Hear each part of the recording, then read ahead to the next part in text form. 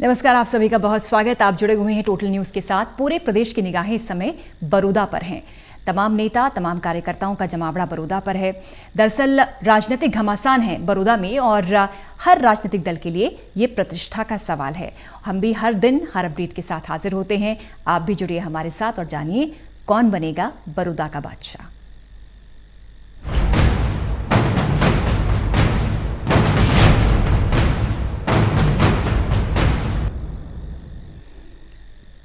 और हमेशा की तरह एक खास पैनल हमारे साथ पानीपत से देवेंद्र कथोरिया, हमारे ब्यूरो चीफ, और वरिष्ठ पत्रकार वीरेंद्र सोनी जी। आप दोनों का बहुत बहुत स्वागत। लेकिन इससे पहले की चर्चा की शुरुआत करें, हमेशा की तरह पहले खास रिपोर्ट।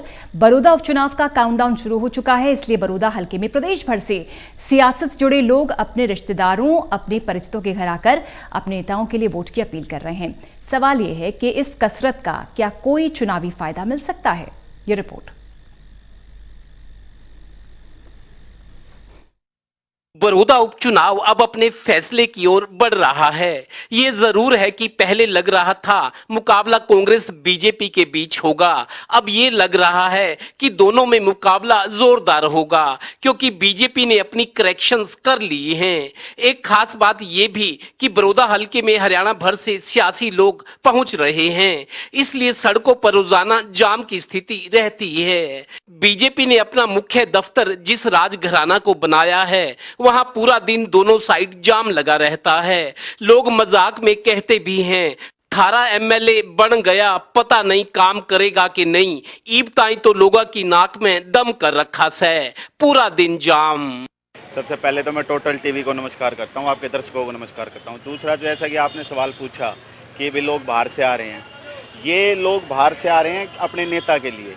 लोग सरकार के खिलाफ भी हैं। अब जैसे कि सरकार ने कृषि कानून बिल जो पारित किया है, उसके खिलाफ जो रोष है, उसके लिए भी लोग आ रहे हैं। दूसरा, इन्होंने जो कैंडिडेट उतारा है, जैसे कि योगेश्वर दत्त जो उतारा है, ये जो कैंडिडेट लगा था, ये हुड्डा साहब की स्पोर्ट्स नीति के तहत लगा था। अब आप मैं इनसे बीजेपी वालों से एक बात पूछता हूँ, आपकी स्पोर्ट्स नीति के तहत अब तक कितने डीएसपी, कितने इंस्पेक्टर लगे हैं? नंबर एक। नंबर दूसरा, ये लगे, इनको मान सम्मान दिया, ठीक है, एक तो ये हो गया। दूसरा, जब जो हम लोग आए, मैं बादली विधानसभा से आया, ठीक है सर। अब मैं जब आया तो मैंने अपने यहाँ रिलेटिव से बात भी की, पूछा कि यहाँ का क्या माहौल है। और हाँ, रोजाना अलग अलग जिलों से सियासी दलों के नेता और कार्यकर्ता बड़ौदा हलके में अपने रिश्तेदारों और परिचितों के घर आकर रुक रहे हैं, माहौल भी देखते हैं और आगे अपने नेताओं को फीडबैक देते हैं। रोहतक वालों की तो भरमार है। देखो जी, चुनाव है, चुनाव में सभी का सहयोग होता है। बाहर से भी आते हैं, गांव के हमारे भाई हैं, हमारे रिश्तेदारी है, तो उनसे हम वोटों की अपील करने के लिए आए हैं अपने उम्मीदवार के लिए। तो उनको हम वोटों की अपील करने के लिए यहाँ पे आए हुए हैं। हमारे गांव का तो टोटली जो है पहलवान जी का जोर है पूरी बेल्ट में। कारण उसका ये हो भाई, 4 साल की तो सरकार रह रही है। और दूसरी बात बता दूं, हुड्डा सरकार में 2000 किसानों के आए हों, वह बता दो। दूसरी बात, किसान, हमारे किसान को भोला किसान है, इनका समझ में पूरा बिल भी नहीं आ रहा के है। क्योंकि बिल का मतलब के है, अगर हम अपनी फसल ना, हमारी गौआना अगर फसल 1800 रुपये धान बिके हैं, अगर खरखोदा हमारे 1900 बिके हैं, तो हम खरखोदा लेकर जाएंगे धान ने। सवाल ये है कि क्या इन बाहरी मेहमानों की अपील वोटर्स का दिल पलट पाएगी? लेकिन ये जरूर है कि बड़ौदा का चुनावी नतीजा प्रदेश की सियासत पर असर जरूर डालेगा, क्योंकि प्रदेश की राजनीति गरमाई हुई है। कोई उपलब्धियों और विचारधारा की दुहाई दे रहा है, तो कोई भाईचारे को बचाने की। सहयोगी श्रीनिवास के साथ Devendra Kathoria, total news, Panipat bureau.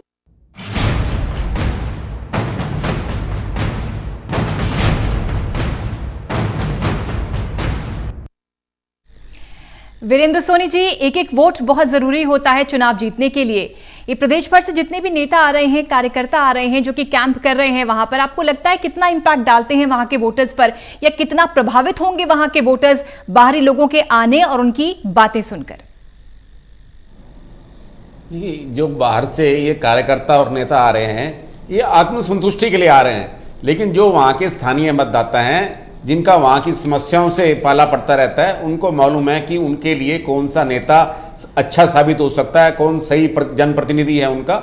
लेकिन बाहर से लोग आने वाले सिर्फ माहौल बनाते हैं, और वो उस माहौल के हिसाब से अगर कोई हवा चलती है या लहर बनती है, उसका असर पड़ता है। लेकिन इस समय अगर वहां की स्थिति देखें तो बाहर के लोग ज्यादा हैं, चाहे भारतीय जनता पार्टी के कार्यकर्ता हों चाहे कांग्रेस के हों, तो बाहर से आने वालों का बहुत ज्यादा वहां एक सैलाब सा है। और ये कार्यकर्ता इस बात को प्रचारित कर रहे हैं कि हमारे पार्टी के पक्ष में लहर है। अब वहां के जितने भी कार्यकर्ताओं की ड्यूटी भी लगा रखी है। भारतीय जनता पार्टी ने तो अपने सभी सांसदों, विधायकों, पूर्व विधायकों की ड्यूटी लगा रखी है। हालांकि हरियाणा से 3 केंद्रीय मंत्री हैं और एक भी केंद्रीय मंत्री यहां प्रचार के लिए नहीं आया है। रतनलाल कटारिया जी की माता जी का निधन हो गया, उनकी पारिवारिक परिस्थितियां इस तरह की बन गई। कृष्णपाल गुर्जर जी मध्य प्रदेश में चुनाव प्रचार में गए हुए हैं और राव इंद्रजीत ने तो एक तरह से मना कर दिया। उन्होंने एक तरह से कह दिया कि बड़ौदा में क्या होगा ये परिणाम बताएगा। तो मतलब 3 केंद्रीय मंत्री हैं, वो नहीं है अभी। और अपने जो राज्यसभा सांसद बने हैं वहां हरियाणा से ही बने हैं, दुष्यंत गौतम है, हालांकि दलित हैं और उनका यहाँ प्रभाव माना जाना चाहिए था, लेकिन वो भी 1 या 2 जनसभाएं कर सके, उसके बाद वो दिखाई नहीं दिए। तो कुल मिला के भारतीय जनता पार्टी ने पूरी ताकत झोंकी है। पार्टी के अलावा सरकार भी लगी हुई है, सरकार के अधिकारी भी लगे हुए हैं और वो अपने ढंग से जिस तरह हर सरकार करती है, कोई भारतीय जनता पार्टी अलग से कर रही है या विशेष रूप से कर रही है ऐसा नहीं है।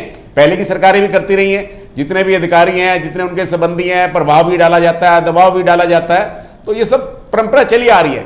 और कांग्रेस में भी जो कांग्रेस के हितैषी हैं वो अपने ढंग से कर रहे हैं। और क्योंकि रोहतक नजदीक लगता है तो रोहतक का तो पूरे ही कार्यकर्ता यहाँ आ रहे हैं।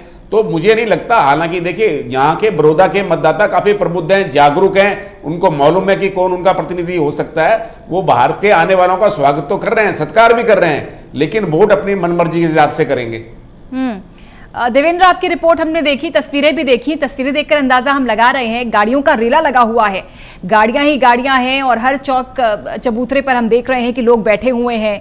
वहां पर बातचीत हो रही है, मंथन हो रहा है पॉलिटिक्स को लेकर, सियासत को लेकर, इस चुनाव को लेकर, कैंडिडेट्स को लेकर।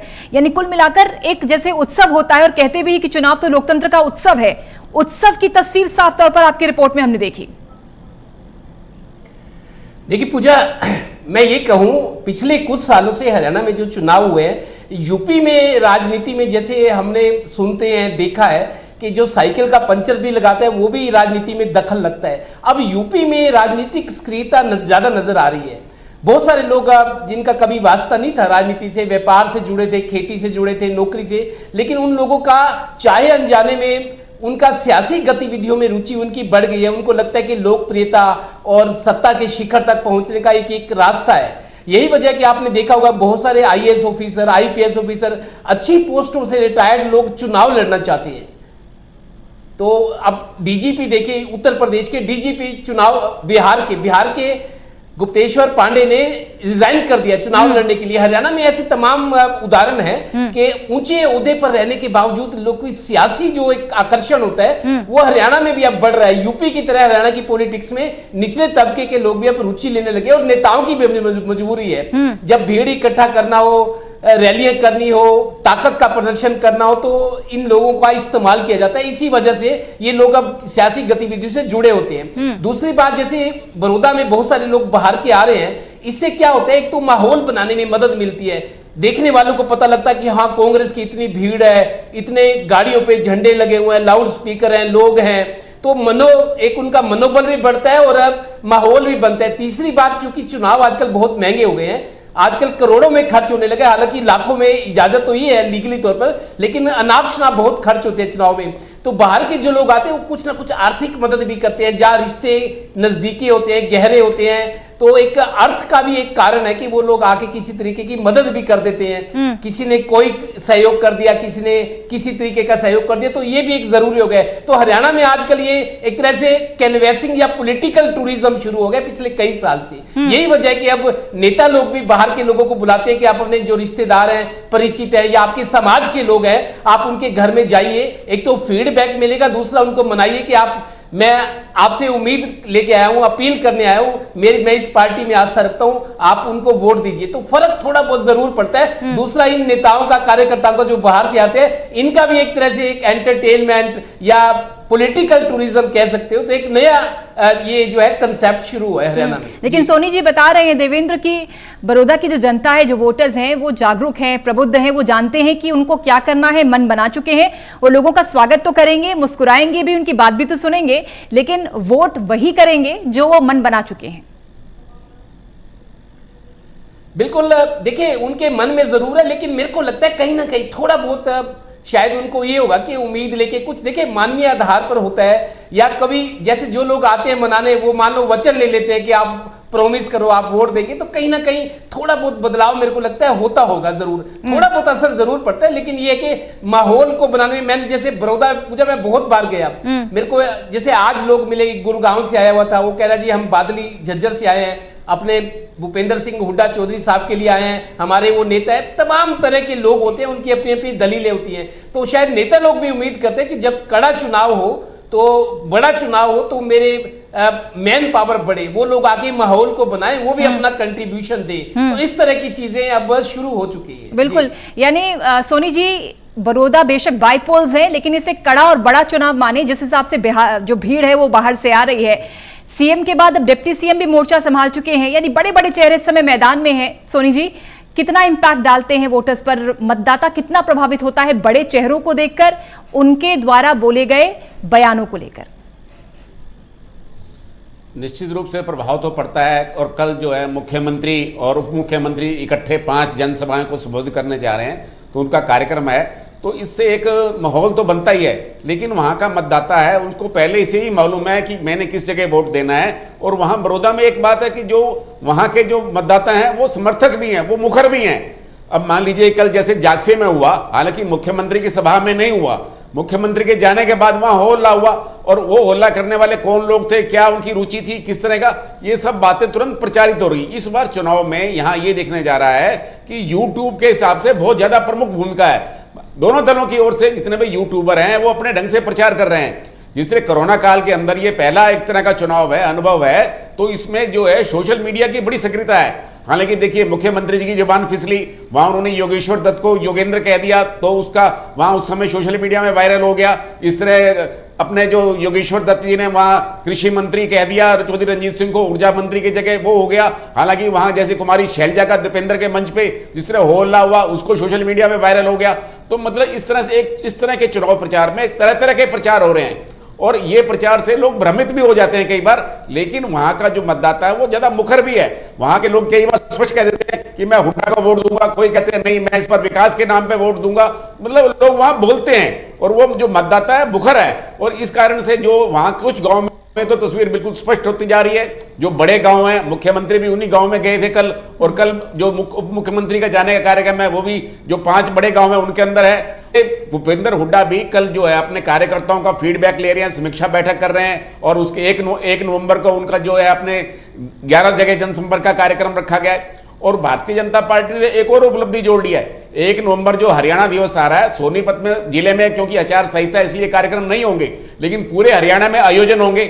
उन आयोजन के माध्यम से भी भारतीय जनता पार्टी जो है अपने मतदाताओं को प्रभावित करने का प्रयास करेगी। वहां उपलब्धियां गिनाई जाएंगी। सभी मंत्रियों की हर जिला स्तर पर ड्यूटी लगा दी गई है, क्योंकि भारतीय जनता पार्टी आयोजनों के लिए जानी जाती है, तो हर चीज को वो इवेंट बना लेती है।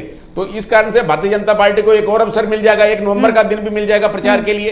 तो कुल मिला के ये कहा कि वहां हालांकि सबसे ज्यादा जो है इस बात पर निर्भर करेगा कि राजकुमार सैनी और इंडियन नेशनल लोकदल का प्रत्याशी वहां के मतदाताओं को कितना प्रभावित कर पाता है, वो कितने वोट ले पाते हैं, हार जीत के अंतर को कितना प्रभावित करेंगे। लेकिन एक बात है, इस बात को तो स्वीकार करना ही पड़ेगा कि जो कांग्रेस की स्थिति पहले दिन से काफी सुदृढ़ मारी जा रही थी, वो उतनी हालांकि सुदृढ़ अब है नहीं, लेकिन अभी भी वहां तस्वीर का रुख बहुत हद तक स्पष्ट दिखाई देता है। जी चलिए एक और रिपोर्ट देख लेते हैं बड़ौदा पर ही, चूंकि 2 बड़े गांव हैं बड़ौदा में, बड़ौदा और बुटाना।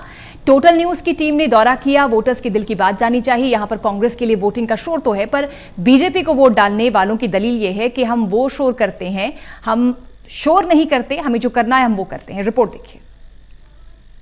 पूरे हरियाणा की नजर बड़ौदा उपचुनाव पर लगी है और फैसले की घड़ी अब नजदीक आ रही है। और हमने आज देखा हरियाणा के अलग अलग शहरों से राजनीति से जुड़े लोग बड़ौदा में धमक रहे हैं, यहाँ पर आ रहे हैं, और बाजार में भी जाम की स्थिति है। तो ये बड़ौदा गांव है जहां के लिए चुनाव होना है, और ये चुनाव परिणाम प्रदेश की सियासत के लिए एक बड़ा मैसेज भी होगा और बदलाव का भी संकेत हो सकता है।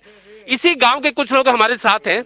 बिल्कुल बदलाव, बिल्कुल बदलाव। किस तरह का बदलाव चाहते हो? हम बीजेपी को बिल्कुल खोना चाहते हैं। ना कुछ नहीं किया जी, 6 साल में कुछ नहीं किया।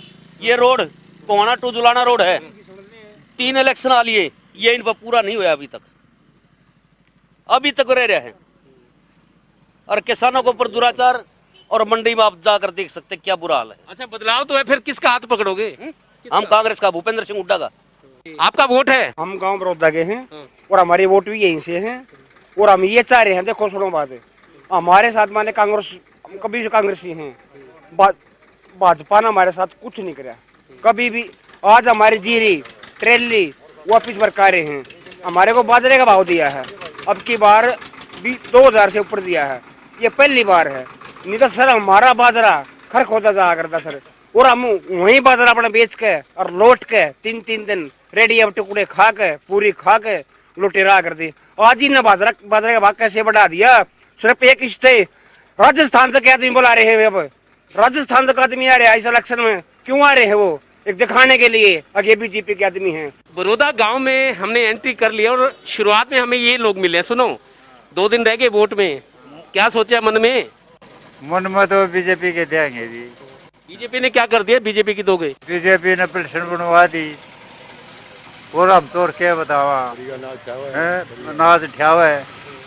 ताऊ जी आप बोलो, किसको वोट दोगे? 2 दिन रह गए, अब बताओ। भैया इससे की देंगे, ये देंगे, ये बताने लग रहा। बीजेपी वाले हो तुम?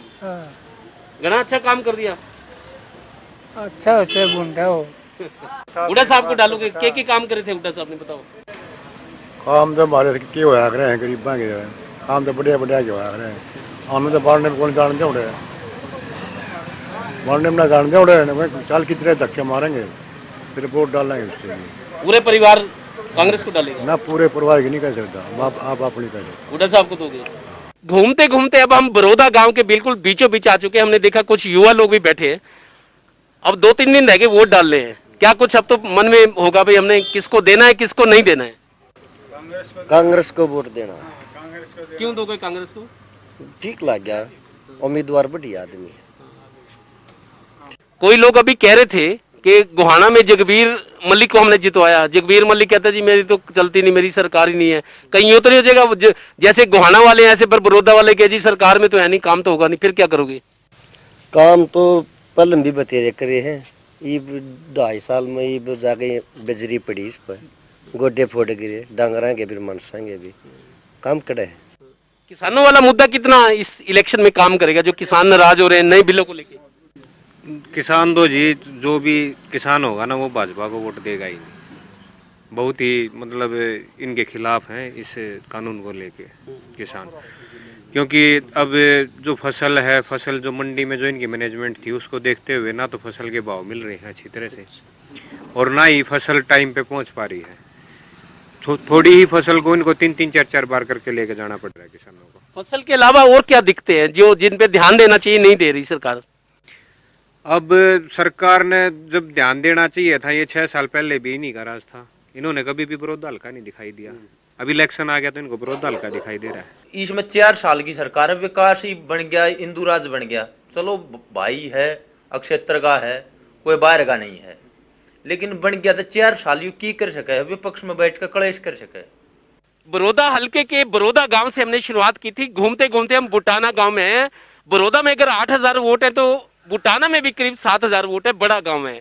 वोट को थोड़े दिन ही रह गए। अब तो सोच लिया हुआ किसको वोट देना है, किसको दोगे? हम तो पढ़ा जी क्या है बेरा घर के कहीं उसे नहीं पढ़ेंगे हम तो है नहीं पता। तो आप अनपढ़ घर के पढ़े लिखे हैं क्या? हम पढ़े बन पढ़े हम तो दोनों। वोट तो हर बार डालते होंगे ना आप? डाला तो गए किसी के कहने से डाल दोगे? न्यू कहेंगे गुड़ा उसकी डालियो माँ उड़े डालनी पड़ेंगे हमें तो बुटाना गांव में ऐसी महिलाएं, ऐसे वोटर्स भी हैं जो कहते हैं कि हमें अनपढ़ है, जो जा कहेंगे वहां डाल देंगे। इस तरह के भी वोटर्स हैं। कुल मिला के बड़ौदा और बुटाना की स्थिति देखें तो यहाँ कांग्रेस थोड़ा सा अप लगती हुई नजर आ रही है। हालांकि बीजेपी का भी नाम लेने वाले कम नहीं है। कैमरामैन ललित कुमार के साथ देवेंद्र कथोरिया, टोटल न्यूज, गांव बड़ौदा, बुटाना।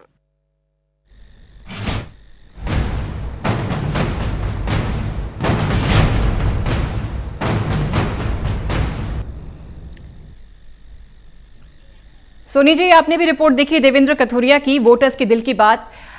बड़ौदा और बुटाना गांव बड़े गांव हैं। 8-8, 7-7 हज़ार यहाँ की जो आबादी है, जो वोटर्स हैं।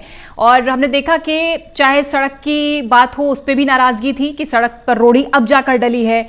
और एक युवा ये भी कह रहे थे कृषि बिल को लेकर किसानों में खासी नाराजगी है और किसान तो हरगिज वोट नहीं करेगा बीजेपी को। विकास के मुद्दे पे लोगों की समस्या जो है, उनका दर्द है, बिल्कुल सही है, वो छलक रहा है। और वो किसान के मुद्दे पर भी वो लोगों का विरोध है, इस बात को मुख्यमंत्री बखूबी जानते हैं। इसीलिए तो कल उन्होंने कहा अगर एमएसपी से छेड़छाड़ हुई तो मैं राजनीति से संन्यास ले लूंगा, क्योंकि उनको मालूम है कि किसान नाराज हैं, तो इसलिए उनको ये सब कहने को बाध्य होना पड़ा। ये बड़ा भावनात्मक मुद्दा उन्होंने उछाला है, उनको इस बात की जानकारी है। और भारतीय जनता पार्टी के नेता भी मानते हैं कि मुख्यमंत्री के दौरे के बाद स्थिति अब सुधरी है। उनके हाव भाव भी बता रहे हैं, पहले वो निराश थे, हालांकि अब भी जितना उत्साह होना चाहिए था, जो जींद उपचुनाव में उत्साह दिखाई दे रहा था भारतीय जनता पार्टी में, बड़ौदा में उतना उत्साह नहीं है। उसका कारण भी है, अब बड़ौदा में कोई भारतीय जनता पार्टी का स्थानीय नेता मौजूद है नहीं, देश वाली बेल्ट में कोई प्रभाव है नहीं। अगर देखा जाए तो यहाँ हुड्डा और भारतीय जनता पार्टी की लड़ाई है। लोग या तो हुड्डा की बात करते हैं, हुड्डा को व्यक्तिगत रूप से जानते हैं, हुड्डा से उनका लगाव और जुड़ाव है, लेकिन कोई वहां मनोहर लाल जी की बात नहीं करता, कोई वहां योगेश्वर दत्त की बात नहीं करता, वो फिर भाजपा की बात करते हैं। और इधर कांग्रेस में लोग कांग्रेस की बात नहीं करते, हुड्डा की बात करते हैं, क्योंकि हुड्डा से उनका सीधा जुड़ाव है और हुड्डा उनके लिए एक तरह से आदर्श पुरुष है। क्योंकि हुड्डा जब सोनीपत के अंदर लोकसभा का चुनाव हुआ था तब भी सबसे ज्यादा वोट उनको बड़ौदा में मिले थे, इसलिए लोगों के दिलों से हुड्डा को नहीं निकाला जा सकता। लेकिन भारतीय जनता पार्टी इस बार पूरा प्रयास कर रही है, इसलिए जितना भी प्रहार है हुड्डा पर है और उनके बेटे पर है। आज भी जो है दुष्यंत चौटाला हुड्डा की किस लिए आलोचना करते हैं कि वो दामाद को जमीन दे दी, रॉबर्ट वाड्रा को जमीन दे दी, अपने दामाद को बहादुर को जमीन दे दी। तो उनको, हालांकि देखिए जो हुड्डा ने जो किया उसकी सजा उन्हें मिल चुकी। अब तो आप अपनी उपलब्धियां बताइए भाई, आपने क्या किया 6 वर्ष के अंदर। भारतीय जनता पार्टी और जननायक जनता पार्टी का गठबंधन कैसे बना, आपने क्यों क्या उपलब्धियां की, जनता को किस तरह आपने विश्वास जीत सकते हैं, आप तो अपना बताइए। अभी तक आप हुड्डा के पीछे पड़े हुए हैं, उनके दामाद के पीछे पड़े हुए हैं। अगर इतने आप सच्चे और हितैषी हैं, अगर आपके पास इतने आरोप के लिए तथ्य सिद्ध करने के लिए हैं, तो आपने क्यों नहीं उनको जेल भिजवाते।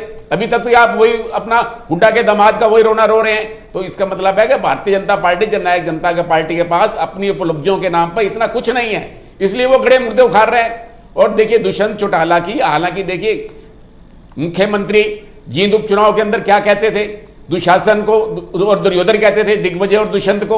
अब देखो उनके साथ जनसभाएं संयुक्त रूप से संबोधित कर रहे हैं, अब गुणगान कर रहे हैं। तो ये स्वार्थी राजनीति है, ये चलता रहता है, लोग भूलते रहते हैं। लेकिन एक बात है कि हुड्डा के को जो है यहाँ के लोग बहुत स्नेह रखते हैं, श्रद्धा रखते हैं, इसलिए यहाँ के लोगों से दिलों से अभी तक हुड्डा निकले नहीं है। परिणाम कुछ भी हो, लेकिन हुड्डा निर्विवाद नेता है, ये सबको मानना पड़ेगा, स्वीकार करना पड़ेगा।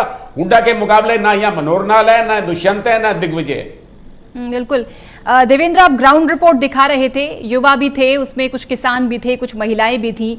जिस पर बीतती है वही जानता है कि उसे क्या करना है, और वही वोटर्स की दिल की आवाज थी। देखिए पूजा, विपक्ष के तौर पर कांग्रेस मुख्य विपक्षी दल है और अब तो विपक्ष के नेता भी भूपेंद्र सिंह हुड्डा खुद हैं।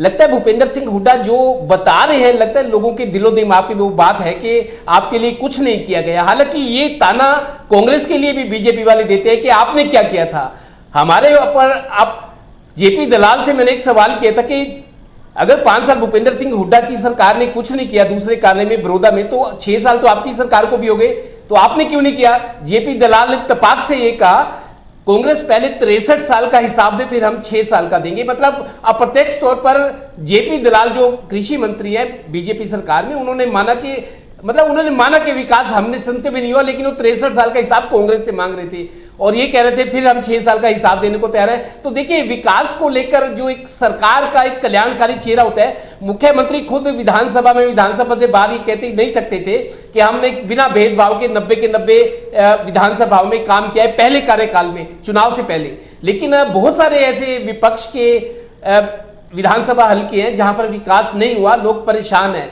इसीलिए सरकार से आप सवाल उठा रहे हैं और सरकार के दावों का प्रतिकार करें कि आपने कुछ नहीं किया। अब आपको वोटों की याद आई है तो आप कहते हो मैं यहाँ का विधायक हूं, अब आपको वोट चाहिए तो आप यहाँ का ठेकेदारी लेने आए हो। तो इस तरह की चीजें देखिए, विपक्ष की जो विधायक है हरियाणा में, चाहे कांग्रेस की बात है चाहे इनेलो की, वहां विकास नहीं हुआ। सरकार भले ही दावे करती है, मुख्यमंत्री मंचों से करते हैं, लेकिन यह हकीकत है कि बराबर विकास नहीं हुआ। आज वही बीजेपी को उन सवालों के आज जवाब देने पड़ रहे हैं और भूपेंद्र सिंह हुड्डा कामयाब रहे हैं। दीपेंद्र हुड्डा बड़ौदा हल्के में जहां उनका स्ट्रॉन्ग होल्ड है, मैं बार बार कहता हूं, आज भी मैंने बड़ौदा में मैं गया, मैं एक चीज देख के हैरान था पूजा। भूपेंद्र दीपेंद्र हुड्डा का फोटो था और सिर्फ हाथ का फोटो था, कांग्रेस के बड़े नेताओं किसी का नहीं। वो शायद ये दिखाना चाहते हैं ये भूपेंद्र और दीपेंद्र ही आपके लिए सब कुछ है। तो हाथ का जो चुनाव निशान है कांग्रेस के अलावा भूपेंद्र दीपेंद्र की आज मैंने पोस्टर देखे हैं, तो वो पूरा फोकस जो है भूपेंद्र दीपेंद्र पर आ गया है और वो दिखाना चाहते हैं कि हम आपके संरक्षक हैं, आप हमारी बात मानिए, कांग्रेस के पक्ष में वोट दीजिए। तो ये स्ट्रैटेजी भी अब कांग्रेस की चेंज होती नजर आ रही है और कांग्रेस के नेता भूपेंद्र दीपेंद्र हल्के के लोगों को समझाने में कामयाब हुए हैं कि 6 साल में विकास लेके आप कौन सा ये कर देंगे। तो इस तरह की चीजें हैं, लेकिन लोग अब मुखर हो रहे हैं और मैंने देखा लोगों में गुस्सा भी है। जी, ये महज 2 दिन का समय बाकी है, उसके बाद जो प्रचार है वो थम जाएगा। इस बीच जितना भी समय है वो तमाम जो पॉलिटिकल पार्टीज हैं कोशिश कर रही हैं कि वोटर्स को अपनी तरफ करे। बहुत शुक्रिया आपका देवेंद्र कथुरिया और वीरेंद्र जी आपका भी जुड़ने के लिए। टोटल न्यूज के साथ बड़ौदा का बादशाह कौन बनेगा रोजाना इस खास पेशकश में हम जुड़ते हैं, आप भी जुड़िए। और 3 तारीख को वोटिंग है, उससे पहले हर घमासान की हर अपडेट आप तक हम लगातार पहुंचा रहे हैं। ब्रेक के लिए रुक रहे हैं, जल्द हाजिर होते हैं।